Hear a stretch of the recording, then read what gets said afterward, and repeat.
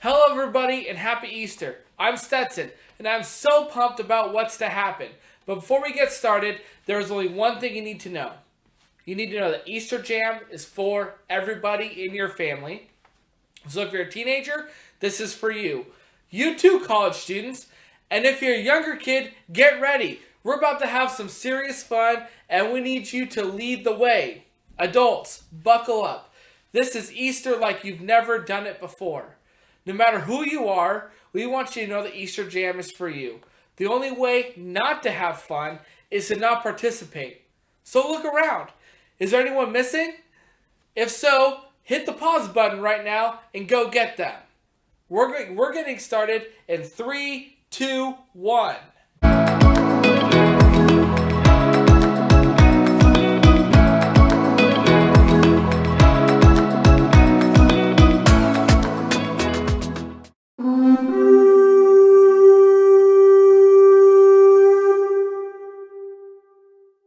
First, divide your room into 2 teams. Next, take 2 peeps and assign them to the team. Now, if you don't have any peeps, that's okay, no worries. Big marshmallows will also work as well. Team A gets peep A, and Team B gets peep B. So you come up with a name cooler like Lord Sugarcoat or Sir Sprinkles. You get the idea. You can always use a marker and a Sharpie to decorate your peep and to give it the look that you want. Give it some personality. Draw a mustache on your peep. Give it some mean eyebrows or a fancy outfit. Let your creative juices flow. Next, you're going to prepare your peeps for battle. Stick a toothpick in each peep to prepare them for battle. Think of the toothpick as a joust, a lightsaber or sword. Just depends on how serious your family is about the competition. Make sure the toothpick is facing forward towards the other peep. Place the 2 peeps on a microwave plate. No social distancing necessary. You want the peeps to be as close together and facing one another. Finally, time for the big event. Gather around and put the plate in the microwave. Set the timer to 45 seconds. You won't let it run that long. In fact, don't let it run that long. Then press start. Watch from a safe distance until the peeps drop their toothpicks or sabers and one touches the other. The toothpick that touches the other peep first wins. As soon as this happens, you're going to want to stop the microwave. Trust me on this one, families. Okay, time to settle things. Don't forget to snap a pic of the photo finish. It's go time. Press pause and I'll wait here. Well, how'd it go? We want to see some pictures. Feel free to send some pictures to our Facebook page or tag us at Centralia Christian on Instagram or hashtag EasterJam2020. I gotta admit, that was a lot more fun than I thought it was going to be. That was a lot of fun. So, are you ready for another game? For this one, you're going to need a laundry basket and some socks. And when I say some socks, I mean lots of socks. Clean or dirty, doesn't matter as long as they have a match. You're going to need to go grab those things right now. So push pause and come back when you have all those supplies. Got your basket and socks? Great! Now, choose 2 people to play. You'll also need 2 people to be scorekeeper. To get started, dump all the socks on one side of the room. But don't worry, all the socks will eventually make it into the basket. Then, place the basket on the other side of the room. And when I say go, players will grab a sock, go through the pile, find the matching one, roll up the sock together in the shape of a ball or like an Easter egg, and then they will toss the Easter egg to the basket. The player with the most socks in the basket at the end of the timer wins. Now, if you don't have a scorekeeper to help you count, you'll have to keep up with the numbers on your own. That means everybody is on the honor system. All right? Parents, I'm looking at you. Okay, if needed, press pause now to get everything in position for the game. I'll wait right here. Everybody ready? Great! We're putting the 1-minute timer on the clock. The Easter egg throwdown is happening right now. In 3, 2, 1, go!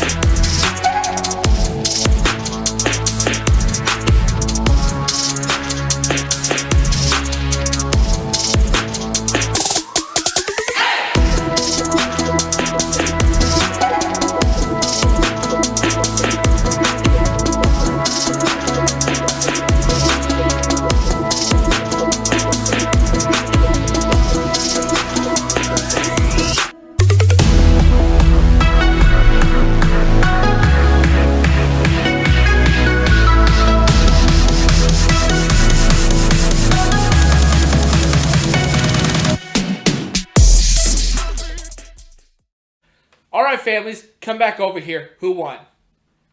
Okay, that was wild. Now, whoever won gets socks. Just kidding. Adults, make sure whoever won gets a fun prize or treat. Maybe a melted peep. Okay, just kidding. Don't do that. I hope that you're having fun so far. We're celebrating today because of Easter. If you don't know the whole story of Easter, that's okay. Today we're going to talk about what makes today, maybe more than any other day, a happy day. But before we get there, I know you have a lot of family and friends you like to hear from. And to make this happen, you're going to have a few options. Pause this video and pick up one of the challenges on your screen and wish your peeps a happy Easter.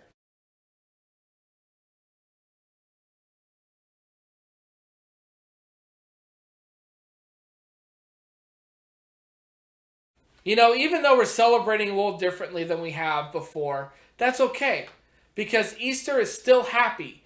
And that's not just because of your Easter baskets, the chocolate, the candy, the egg hunts, the peep jousting, and all those fun things. Those are great. Easter is awesome because of what happened thousands of years ago at the first Easter.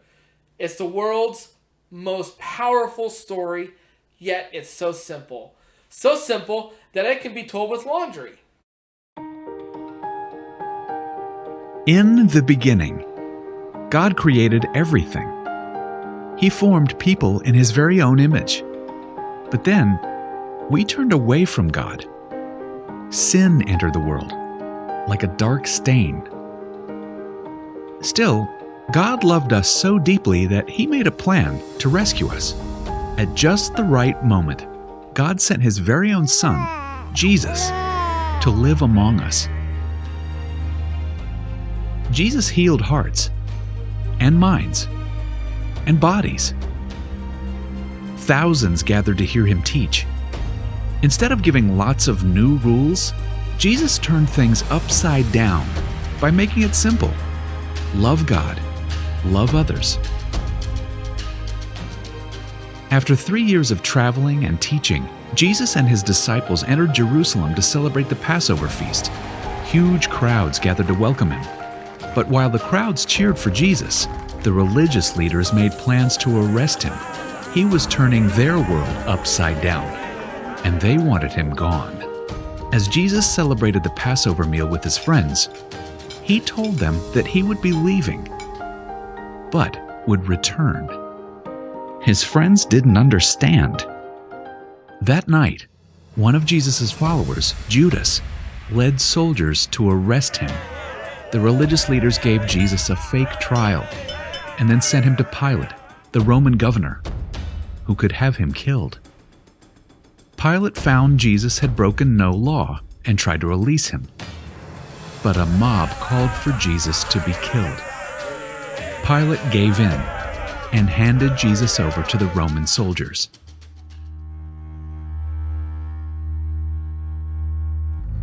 Jesus was forced to carry the heavy beams of His own wooden cross.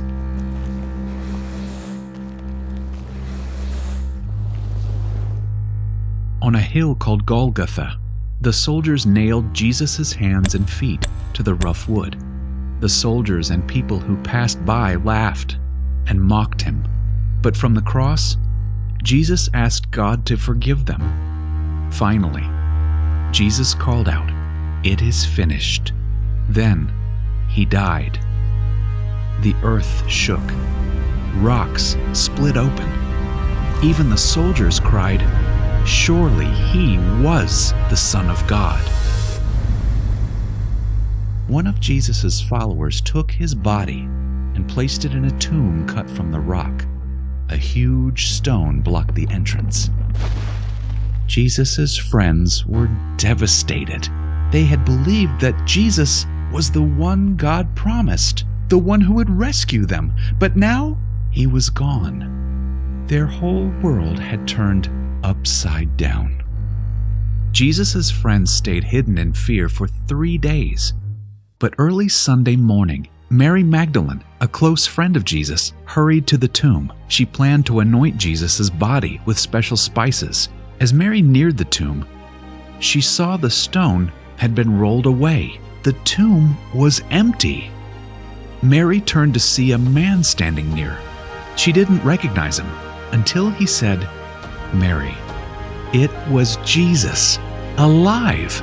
Jesus told her, "Do not hold on to me. I have not yet ascended to the Father. Instead, go to those who believe in me." Jesus, God's Son, became like us to lay down his life. Through God's power, he defeated death for all of us, and sin was washed away. One day, he's promised to return, so we can live with him forever.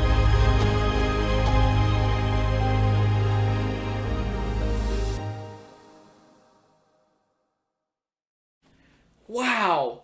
I hear that story every Easter, and it always amazes me. I mean, God sent Jesus to this world to remind me that he is greater than anything that can go wrong in my world. The simple fact that Jesus came back to life is proof that I can face anything bad that happens. I like to think about it this way. I can because Jesus is alive. I can keep loving because Jesus is alive. I can be brave because Jesus is alive. And I can have hope because Jesus is alive. Here's an idea. Take a few minutes to add to a list of things you can do because Jesus is alive. Answer the questions as a family. How would you fill in the blank? I can blank because Jesus is alive. Here's an idea. Take a few minutes and add to the list of things you can do because Jesus is alive. Answer the question as a family. How would you fill in the blank? I can blank because Jesus is alive.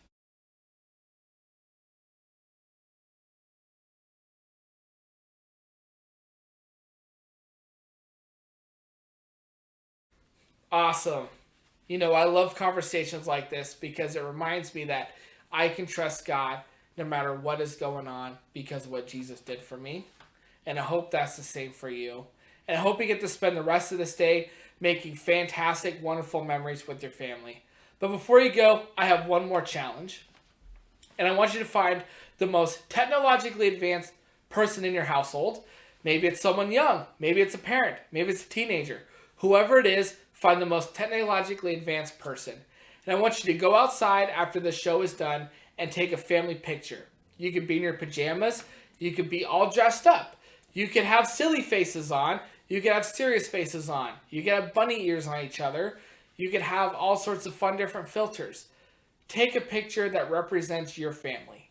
Make it as silly, as fun, whatever you want it to be. And I want you to send that picture to someone that you love. Also, I'd like it if you post that picture online using hashtag EasterJam2020. You know, maybe now more than ever, this is a great time to celebrate and remember God's faithfulness and the hope he gives through Jesus. After all, that's what makes Easter so happy.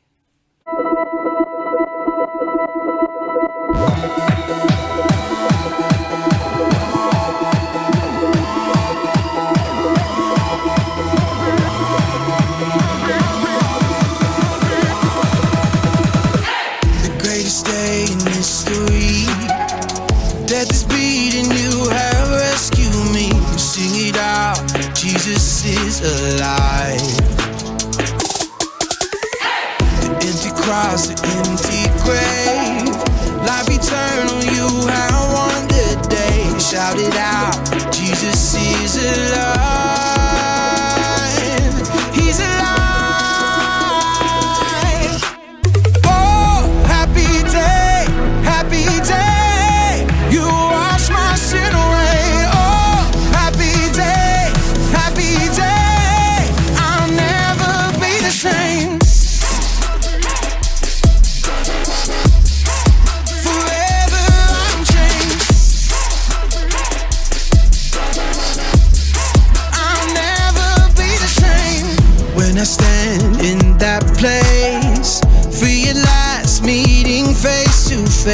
I am yours.